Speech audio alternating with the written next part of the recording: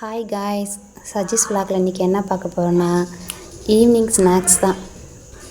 பாப்பாவுக்கு பிடிச்ச மாதிரி செய்யலாம்னு சொல்லிட்டு காலையிலே சொல்லிட்டு போனாங்க. அதனால் தொக்குச்சி ஏன் பண்ணலான்னு சொல்லிட்டு ரெடி பண்ணி வச்சுருக்கேன். காலைல போகும்போதேவும் கடலைப்பருப்பை ஊற வச்சுட்டேன். அப்புறம் அரிசி உளுந்தும் சரிபாதி எடுத்து அதையும் ஊற வச்சுட்டேன். மிக்சியில் மாவை அரைச்சிட்டு கொஞ்சம் வெல்லத்தை தட்டி பாவு காய்ச்சலாக தண்ணியை லிக்விடை காய்ச்சி அப்புறம் வேறு வடிகட்டிட்டு வேறு இதெல்லாம் மாற்றி கொஞ்சம் சுண்டை வச்சுட்டு அப்புறம் கடலைப்பருப்பை மிக்சியில் போட்டு லைட்டாக ஓட்டி அதையும் மிக்ஸ் பண்ணி கெட்டியானோடனேவும் அரைச்சி வச்ச மாவில் முக்கி எண்ணெயில் போட்டு பொரிச்சு எடுக்கலாம். அதுதான் தொக்குச்சியம், சூப்பராக இருக்கும்.